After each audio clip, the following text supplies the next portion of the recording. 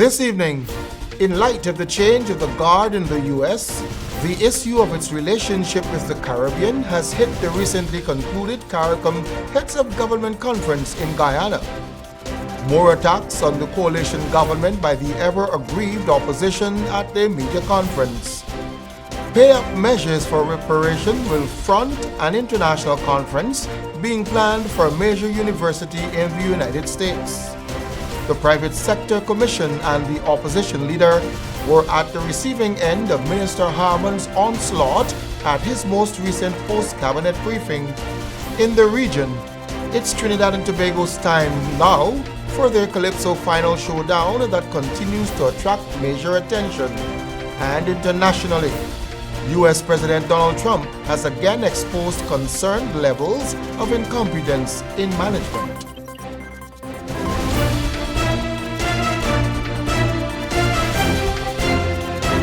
From Safe TV headquarters in South Granville Gardens, this is Safe TV Headline News with Basil Bradshaw. Headline News is now being streamed live on our YouTube channel as well as our website, safetvguyana.com. Join us. What will be the relationship between the Trump administration and the Caribbean? Andrew Weeks reports that new chairman of CARICOM, President David Granger, said the CARICOM heads are looking forward to continuing the fruitful and mutually beneficial relationship with the new U.S. administration. But it's all a wait-and-see game. This announcement was made during the closing press conference of the 28th intersessional meeting of the heads of government of CARICOM on Friday evening. In the first instance, we have a very cordial and respectful relationship with the United States of America. As you know, President Bill Clinton actually came to Barbados and met the heads in 95, I think it was. There was an engagement with President George Bush. President Obama as well came to the Caribbean. And we look forward to continuing those cordial relations with President Trump. Chairman of CARICOM, President David Granger. He added that traditionally, the Caribbean has been regarded as the fourth frontier of the United States, and the region was sure that the U.S. understands the strategic significance of the Caribbean. Trade between the U.S. and other countries of the world, particularly China, was a major plank of Donald Trump's campaign for the presidency. He regarded all trade deals as inimical to U.S. interests. So, is there reasons for CARICOM community and CARICOM market countries to worry about their trade relations with the U.S. under the Trump presidency? Time will tell.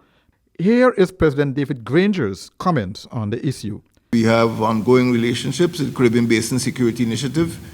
We have trade and other economic relations. And we do not anticipate that there is going to be any significant disruption under the new administration. We have to wait and see. And we did take a decision to embark on an engagement with the present administration. While the president does not foresee any change in the Caribbean-U.S. relations, incoming chair of CARICOM and Prime Minister of Grenada, Dr. Keith Mitchell, is observing what's happening in the U.S. He said it's all a wait-and-see situation. The harsh reality is that we all are aware of what is now taking place in the United States. There's been a change of administration. I think only recently I was in London with the powers to be there. I'm in touch with several leaders around the world. I think even in the United States, even in the Republican Party, there are some uncertainties. Then we have to accept that there are uncertainties.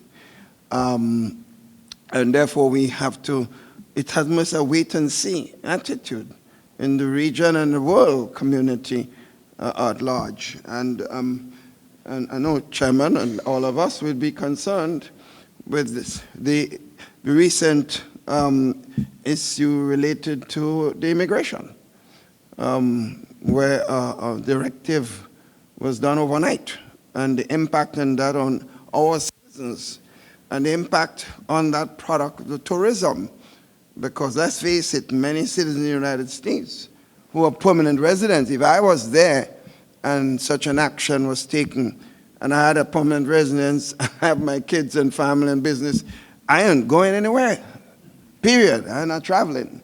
So the uncertainty is there. Dr. Keith Mitchell noted too that when Grenada was destroyed in 2004, the largest aid came from the United States government under the George Bush administration. Dr. Mitchell summed it up by saying that the region's borders are too close with the United States for them to risk uncertainty or problems in the region's this direction, and therefore the whole issue of immigration must be seen as crucial, not only for the region, but also for the United States. Several Caribbean nationals were taken into custody in New York as part of the Trump administration's crackdown on illegal immigration. Andrew Weeks, Channel 2, Headline News. Thank you, Andrew.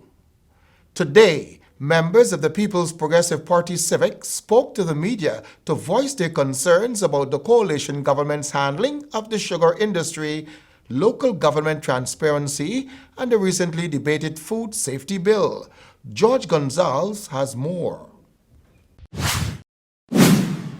On the topic of the sugar industry, opposition parliamentarian Irfan Ali took issue with the coalition government's management of the sugar industry and the party's perception that the closing down of Wales and Skeldon sugar estates are attacks on the sugar industry as a whole. It is our contention that no decision on this industry can sensibly, technically, or factually be arrived at without these studies.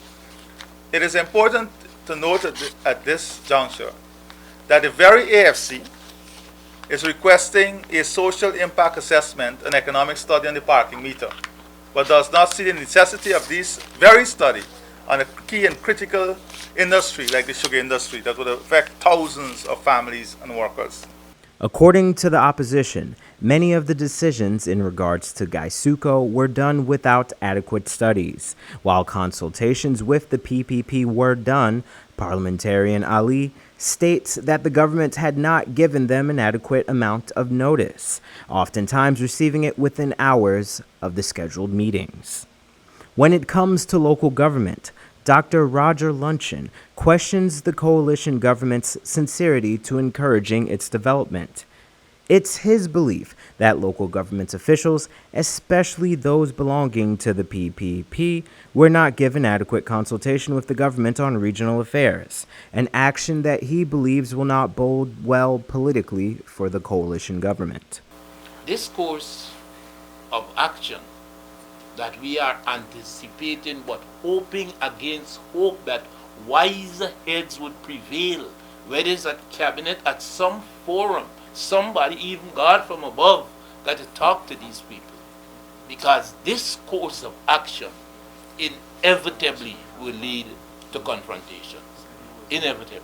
The opposition has also taken issue with the government's proposal of the Animal Welfare Bill and the Food Safety Bill. While the goals of the bill are admirable, the opposition party believes that Guyana is not ready for such a piece of legislation. This is due to the lack of proper infrastructure in Guyana to support the requirements of the proposed law. Minister Holder said that the food safety bill was patterned after that of the Netherlands, and they would have passed that bill some 15 years ago in 2002. The point is that the Netherlands in 2002 are probably decades ahead of where Guyana is currently, in more ways than one, and hence they would have been in a position to legislate a bill, a food security bill, in keeping with the conditions that they have locally. And we made that point that, notwithstanding our wish, our ambition to have legislation of a first world nature, there are restrictions when you accept that you're a third world developing country, and it will not be feasible. Also, the opposition party has argued against the government's recent rise in farmland rental fees. The government has raised the fees across the board on several agricultural activities. For example, farmers in Maikoni who did not pay for drainage and irrigation from the river now must pay $5,000 a month to the government. As for rice cultivation, land rents have risen by over 600%. Ultimately, the People's Progressive Party Civic disagrees with the government's management of the agricultural sector thus far. Thanks, George. The CARICOM Reparations Commission Research Center has been established, but Chairman of the CARICOM Reparations Commission, Professor Sir Hilary Beckles, said there are a number of issues to be discussed. Andrew Weeks tells us that an international conference is being planned for Harvard University in the U.S. to force universities guilty of reparation crimes to pay up. In 2013, CARICOM heads of government established the CARICOM Reparations Commission. Its mandate to prepare the case for reparatory justice for the region's indigenous and African descendants communities who are victims of crime against humanity in the form of genocide, slavery, slave trading, and racial apartheid. Chairman of the CARICOM Reparations Commission and Vice Chancellor of the University of the West Indies, Professor Sir Hilary Beckles, said a number of measures were taken since the commission was established. I am aware that the government, through the CARICOM Reparations Commission, have made representation to those governments that were involved in criminal enrichment through slavery. A number of interesting things have happened. One of the many issues that needs his attention is having those countries who are guilty of the slavery of Africans to pay up. One of those countries is England. A strange scenario had developed when former Prime Minister of the UK, David Cameron, visited the Caribbean last year. Listen to what happened. And the Reparations Commission called upon him to issue apologies, to engage us in a dialogue in respect to reparatory justice. That he did make a statement that he would make a contribution to Caribbean development, but he would not wish to call it reparations. He could not call it aid, but he would make a contribution. I am reliably informed that he did honor a part of that, and that £300 million were lodged to the CDB arising out of that dialogue with Jamaica. The funds are now available for disbursement. There is still a delay, and Prime Ministerial Subcommittee Chair on Reparation, the Right Honourable Ferdinand Stewart, Prime Minister of Barbados, is yet to call the Commission together. Professor Beckles explains. And when the Prime Minister and his colleagues call that meeting and invite the leaders of the Reparations Commission, then we will meet with them and hopefully get the full details of where we are. Now that the CARICOM Reparations Research Center is established at UE, the task for them is even more important.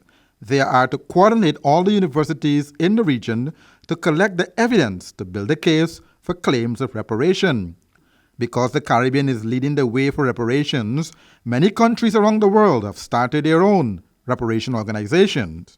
Professor Beckles explains. There is now a European Union Reparations Commission.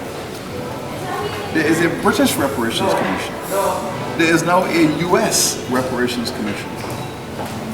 There is now reparations commissions developing in Africa. This conversation about reparatory justice is not only in relation to governments. Institutions are now taking positions in relation to how they too have to pay reparations and what modality they will use to give reparatory justice to the families that have been victimized because of their own development. Next month, Harvard University in Boston, Massachusetts in the U.S. will be hosting a major international conference called the University Slavery and Reparations to discuss how universities that were built on the backs of slavery are going to pay for reparation. Further, a press conference by the CARICOM Reparations Commission will be held in Jamaica in 2 weeks' time to discuss Caribbean matters on reparations, says Chairman of the CARICOM Reparations Commission, Professor Sir Hilary Beckles. Andrew Weeks, Channel 2. Thanks, Andrew. Coming up on Headline News after the break, rehabilitation works in the city could bring much look forward to relief for many, and the Cabinet Secretary was in a no-nonsense mood at his last post-Cabinet briefing.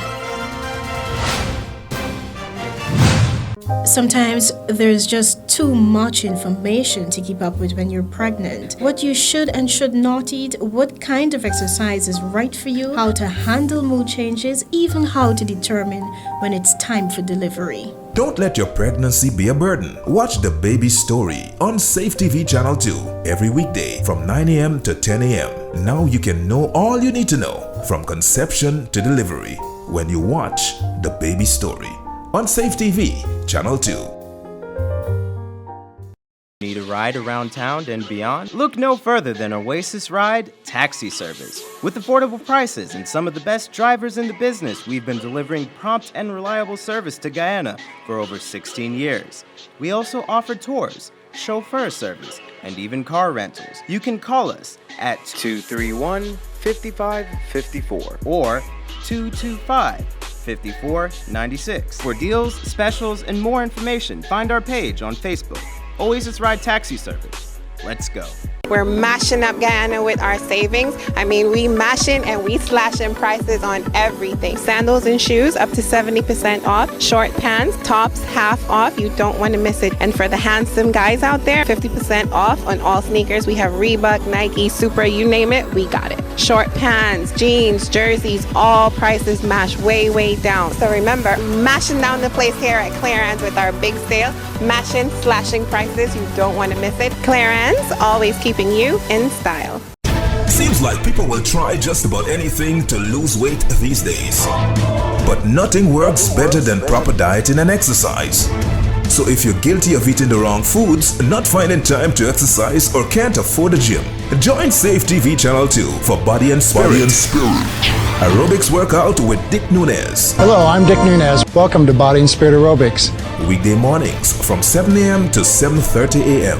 Don't hesitate. Act now, because your greatest wealth is your health. This place is really hot. What's wrong with your AC? It's not working. Well, we wouldn't be able to continue this meeting anymore because this place is extremely hot. Wait, please don't go. Here's a company you can call to get your AC fixed. Action Cool. Honey, what's dinner? I had a hard day. I'm sorry you had a hard day, but guess what, babes? I didn't cook today because the stove is not working. Having trouble at home or at the office? Then call the professionals at Action Cool. Our fully trained technical team have the skills and experience in repairs of all air-conditioned units, refrigerators, gas stoves, washing machines, and a whole lot more. For further information, visit us at 86 Hill and Princess Street, Mandela Avenue, Georgetown, or call us on telephone number 225-7867.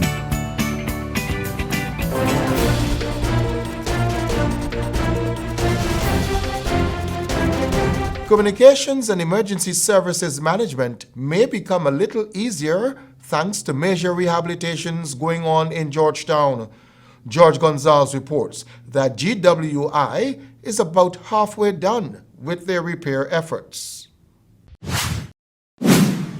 CEO of Guyana Water Incorporated, Dr. Richard Van West Charles, reiterated GWI's commitment to improving services to the public. A part of GWI's services to the public are fire hydrants. With this in mind, GWI has rehabilitated about 400 fire hydrants with intentions of repairing an additional 400. We've completed about over 400. And as we go through the city, we are discovering more and more hydrants. There probably is an estimation of approximately 800 hydrants in this city, and we are gradually discovering where they are. Georgetown will not be the only city to receive new and refurbished hydrants. This is expected to extend to municipalities all over Guyana. Additionally, GWI will work in conjunction with the Ministry of Housing to ensure that each new housing scheme includes a fire hydrant system. Curtis Niles, Region 4 Manager of GWI, described some of the work done thus far. In central Georgetown, we've been able to rehabilitate hydrants, and now, and that's like, I'm talking about Church Street, Lamaha, St. Road, right on to Hatfield Street, Water Street. That area we've been able to tackle, but we're going to the other, we're going a little more south to have those hydrants. GWI is not alone. It is not the only public utility company that is currently undergoing major repairs. Throughout Georgetown, GTT is making repairs to its underground cables like this cable seen here on Cemetery Road. The rehabilitation of the communication lines is expected to continue into the rest of the year. We heard you, George. Minister of State and Cabinet Secretary Joseph Harmon has slammed the Private Sector Commission for saying that the APNU-AFC coalition is managing the economy poorly. At the most recent post-cabinet media briefing last Friday, Harmon said that PSC is just a name and that there is no referendum on the performance of the government. Minister Harmon also chided the opposition leader Barrett Jagdeo for saying that criminal charges are being filed against government ministers who are enriching themselves. Andrew Weeks reports. I believe that the people of Guyana voted for us, and at the appropriate time when there is to be a referendum on our performance, the people of this country will make their statement.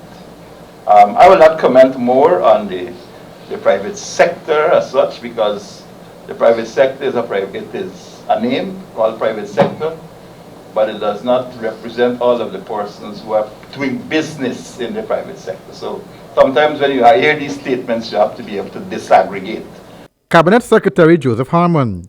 Harmon also went on to state that the opposition leader is trying to steer the mind of the public from ministers of the PPC who are about to be investigated for criminal offenses. The wheels of justice turn slowly but surely. Slowly but surely. And I can say also to you that several reports have been laid before SOCU, and then they concern the forensic audits which have done on NISIL, the Guyana Marketing Corporation, the Cricket World Cup, the Guyana Rice Development Board, the Guyana Power and Light, Go Invest, MMA, the Met Office.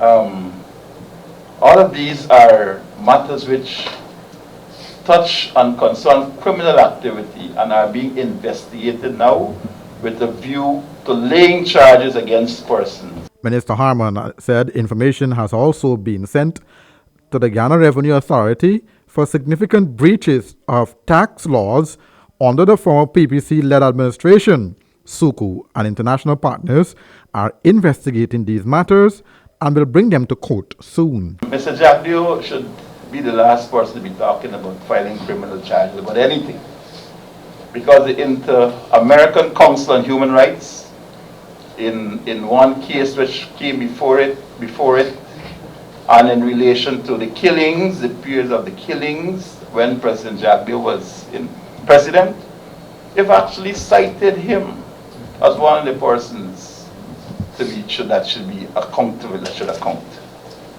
Then, of course, you know, the report of the Council of Hemispheric Affairs, a COHA report, which stated that Jagdeo will go down in history as a man who has done absolutely nothing for his nation while in office, that he could only receive the lowest of marks from any independent evaluation through his tolerance of crime, racism, and dismal social progress.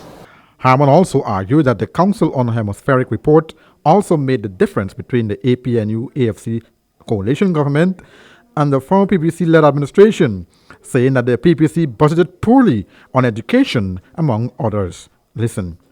But I can say to you, in our 2017 budget, the allocation for education is 17.2% of our budget. In Jagdeo's time, it was 6.1 and 7.2. On infrastructure, we're allocating 14.8%. On health, 12.4%. On public security, 11.6%. This is no joke, this is no make-up figures, this is there. It is laid in the National Assembly. So when these gentlemen speak about our commitment to fight crime, our commitment to education, our commitment to health, This is the reality. This is the reality, and we are doing as much as we can with the limited resources and with international help to focus on these issues which affect the Guyanese people. Thanks, Andrew. Work on the road connecting Diamond and Ogle will soon commence. This is according to Minister of Infrastructure David Patterson. Last March, Guyana and India signed a $50 million loan agreement for the road project. Minister Patterson said the Exim Bank loan caters for $1 million to be set aside for the consultancy services. The road would bypass Georgetown, which has suffered from increasing traffic congestion over the years, and will run between Ogle on the east coast of Demerara to Diamond on the east bank of Demerara. This road is expected to have 4 lanes, and building will commence by April 1. As part of the loan agreement, the contractor will come from India, but subcontractors for the building of the road, laborers and other services will be fulfilled by local companies.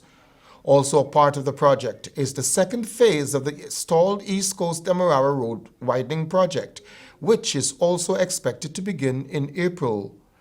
The $46 million project was awarded to China Railway First Group Limited. The first phase of the project, which was the preparatory works, had been completed since 2015.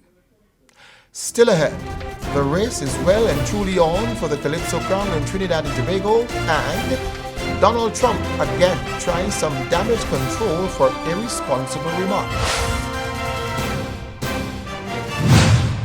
Sometimes there's just too much information to keep up with when you're pregnant. What you should and should not eat, what kind of exercise is right for you, how to handle mood changes, even how to determine when it's time for delivery. Don't let your pregnancy be a burden. Watch The Baby Story on Safe TV Channel 2 every weekday from 9 a.m. to 10 a.m. Now you can know all you need to know from conception to delivery when you watch The Baby Story on Safe TV Channel 2.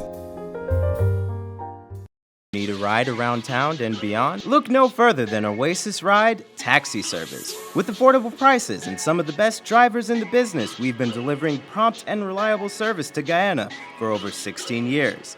We also offer tours, chauffeur service, and even car rentals. You can call us at 231-5554 or 225-5496. For deals, specials, and more information, find our page on Facebook, Oasis Ride Taxi Service. Let's go.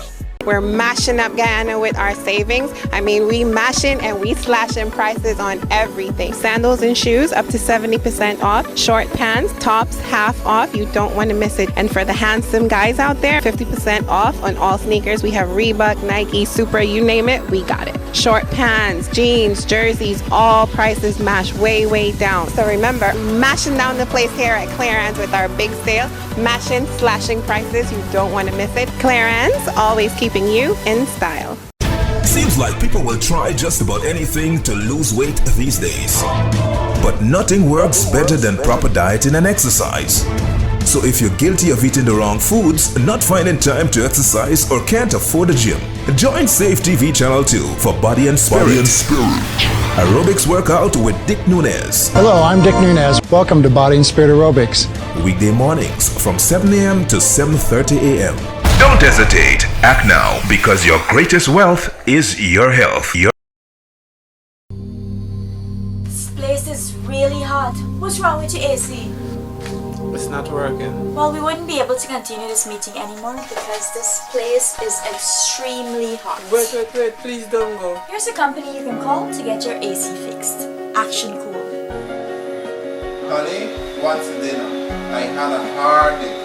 I'm sorry you had a hard day, but guess what, babes? I didn't cook today because the stove is not working. Having trouble at home or at the office? Then call the professionals at Action Cool. Our fully trained technical team have the skills and experience in repairs of all air-conditioned units, refrigerators, gas stoves, washing machines, and a whole lot more. For further information, visit us at 86 Hill and Princess Street, Mandela Avenue, Georgetown, or call us on telephone number 225-7867.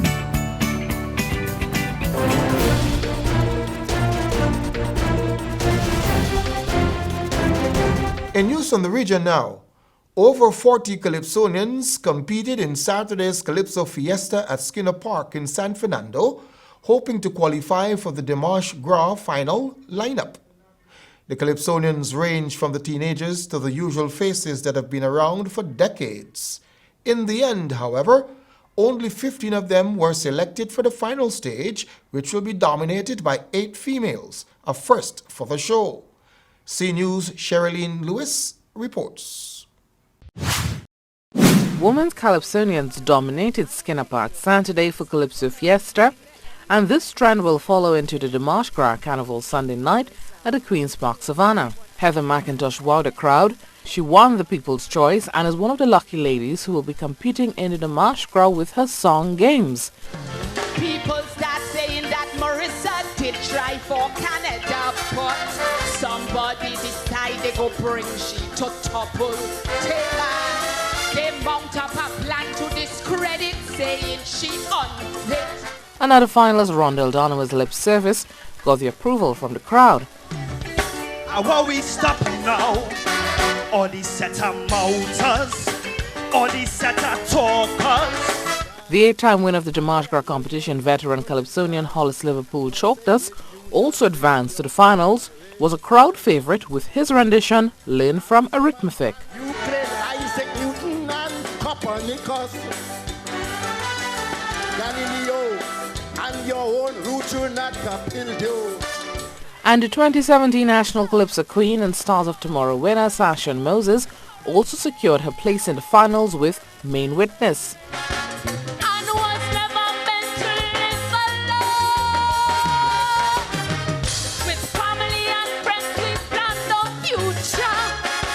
A crowd pleaser and veteran Calypsonian Weston Rollins Crow also advanced to Sunday's show with Final Send-Off. All of these kind of things happening.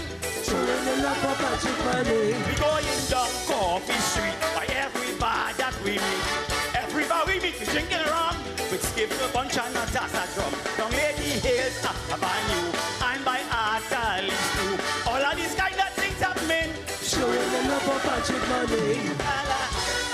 Despite the toilet paper and booze, reigning ex-Tampa monarch Winston Gypsy Peters also made it to the finals with his song, Angry Land. And then they're taking a dangerous toll as we prepare for an angry war. Hey, this is an... Rounding off the 15 contestants are Fire Empress, Marsha Clifton, Miguel Simon, Terry Lyons, Karine Ashe, Queen Victoria, Kurt Allen, Anthony Hendrickson, all-rounder, multiple monarch Roderick, Chucky Gordon, with the reserve being Lynette Steele or Lady Gypsy.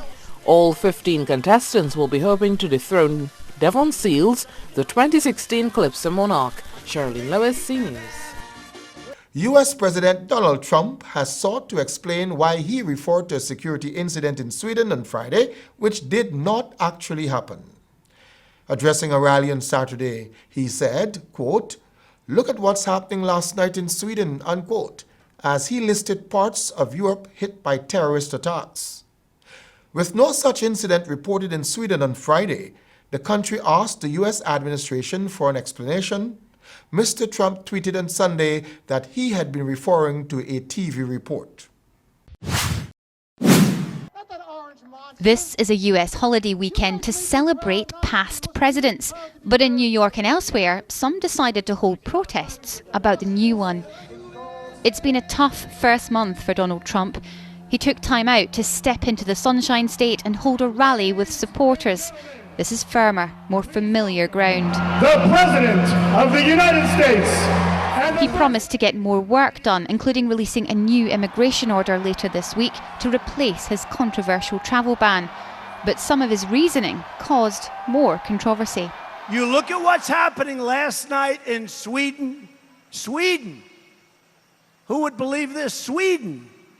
They took in large numbers. They're having problems like they never thought possible. The Swedish embassy in the US asked for an explanation. There have been no terror attacks there this week. The White House says he was referring to reports of rising crime, which he may have seen on Fox News.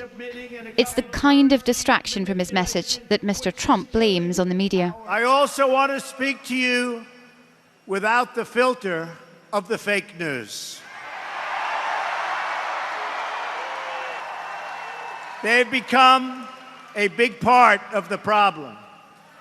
They are part of the corrupt system. President Trump accused major US networks of being an enemy of the people. One senior Republican says lessons need to be learned from history. If you want to preserve democracy as we know it, you have to have a free and many times adversarial press. And without it, I'm afraid that we would lose so much of our individual liberties over time. That's how dictators get started.